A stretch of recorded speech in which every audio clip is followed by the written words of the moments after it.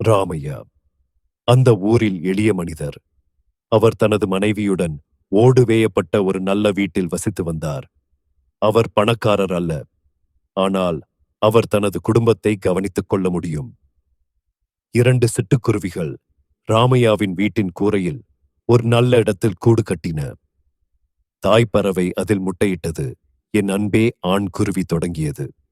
இப்போது உனக்கு என்ன வேண்டும் என்று பெண் குருவி கேட்டது. இந்த வீட்டு பெண்மணி எப்பொழுதும் தன் கணவனுடன் சண்டை போடுகிறாள். எனக்கு எப்படி தெரியும் என்றது பெண் பறவை. நம்முடைய காரியத்தை நாம் கவனத்தில் கொள்வோம். நீ எப்பவுமே சுயநலவாதி என்ற ஆண்குருவி. இந்த ஏழை ராமையாவுக்கு நாம் உதவி செய்ய வேண்டாமா? பெண் சிட்டுக்குருவி வெறுப்புடன், அவனுக்கு நீ என்ன உதவி செய்ய முடியும் என்று நான் பார்க்கிறேன். தயவு செய்து அவர்களை பற்றி பேசாதீர்கள். பூனை நம் கூட்டின் அருகில் வராமல் பார்த்துக் கொள்ளுங்கள். அதுவே உனக்கும் எனக்கும் போதும். அந்த சேற்று குவியலில் எங்கோ ஒரு வைர மூக்குத்தி கிடந்தது. ஆண் பாய் அதை எடுத்துக்கொண்டு கூட்டுக்கு வந்து தனது கொக்கில் பளபளக்கும் வீரியத்துடன் பெண் பறவையிடம் சொன்னது. இதோ, உனக்கு இது பிடிக்குமா? பெண் பறவை, நான் வைர மூக்குத்தி அல்லது காது வளையங்களை வைத்து என்ன செய்யப் போகிறேன்? ஏதாவது ஒரு மண்புழுவை கண்டுபிடி. குஞ்சுகள் பசியுடன் இருக்கின்றன என்று பதில் அளித்தது. பறவை வைர மூக்குத்தியை தரையில் போட்டுவிட்டு குஞ்சுகளுக்காக சிறிய புழுக்களை தேடி வெளியே சென்றது. ராமையாவின் மனைவி தரையை துடைத்துக் கொண்டிருந்த போது நகையை கவனித்தாள். அவள் மகிழ்ச்சியுடன் அதை எடுத்து அணிந்தாள். இந்த வைர மூக்குத்தியை எங்கிருந்து எடுத்தாய் என்று கோபமாக அவளை கேள்வி கேட்டான் ராமையா. நேற்று இங்கே கிடப்பதைக் கண்டு எடுத்தேன், அவ்வளவுதான். நாம் போய் ஊர் தலைவரிடம் ஒப்படைக்க வேண்டும்.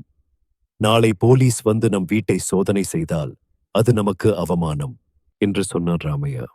ராமையாவின் பக்கத்து வீட்டு மீனாட்சி அம்மாவின் மகள் ஓடி வந்து அவள் அம்மாவிடம் கூறினாள், என் மூக்குத்தியை மறந்து போய் குளியல் அறையில் விட்டுவிட்டேன். குப்பாயி வேலைக்காரி குளியலறையை துடைத்திருக்க வேண்டும்.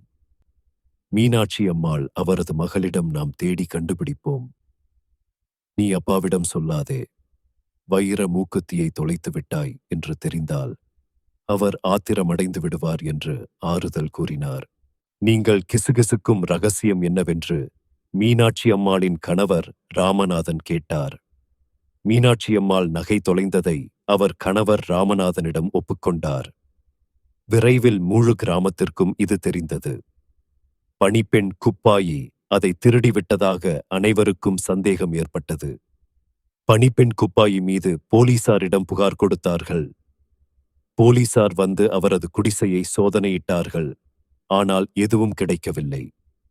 ராமையாவின் உள்ளம் படபடத்தது. ராமையாவின் மனைவி மூக்குத்தியை பெட்டியில் வைத்து விட்டாள். விரைவிலேயே கடுமையான காய்ச்சலால் பாதிக்கப்பட்டு படுகையில் இருந்தாள். அவர்களது வீட்டை யாரும் தேட நினைக்கவில்லை. இதையெல்லாம் பார்த்து கொண்டிருந்த ஆண் குருவி பெண் குருவியிடம் சொன்னது, வேடிக்கையை பார் என் கண்ணே. இந்த வீட்டு பெண்மணி பயந்து காய்ச்சலுடன் இருக்கிறாள். ஆமாம், இது நிஜமாகவே நல்ல வேடிக்கைதான் என்றது பெண் குருவி. ஏழை பெண் பீதியில் இருக்கிறாள். காய்ச்சல் அவளுக்கு முடிவாக இருக்கலாம். இது ஒரு நல்ல விஷயம், கொடூரமான ஆண்குருவி சொன்னது. உன் செயல்தான், நீ அந்த மூக்குத்தியை கொண்டு வந்து இங்கே போட்டு அவளை சோதித்தாய் என்றது பெண் குருவி. ஆண்குருவி கடுமையாக பதிலளித்தது, நான் அவளிடம் பொருளை திருட சொன்னேனா? மனிதர்கள் பேராசை கொண்டால் இது நடக்கும். சரியாகச் சொன்னால், பிறருக்கு சொந்தமானவற்றிற்காக நாம் ஒருபோதும் பேராசை கொள்ளக்கூடாது. வாருங்கள், நாம் இப்போது சென்று குஞ்சிகளுக்கு சில புழுக்களை கொண்டு வருவோம் என்று கூறி 2 குருவிகளும் பறந்து சென்றன. ராமையாவும் அவர் மனைவியும் போலீசிடம் பிடிபட்டு விடுவோமோ என்ற பயத்தில் வாழ்நாள் முழுவதும் நிம்மதியற்று வாழ வேண்டிய நிலைமை அவர்கள் இருவருக்கும் ஏற்பட்டது. ஒரு சின்ன மூக்குத்திக்கு ஆசைப்பட்டு அவர்கள் வாழ்நாள் முழுவதும் நிம்மதியை இழந்து வாழ வேண்டிய நிலைமை உருவானது.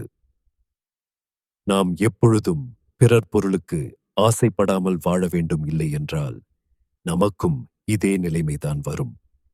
நன்றி, மீண்டும் சந்திப்போம்.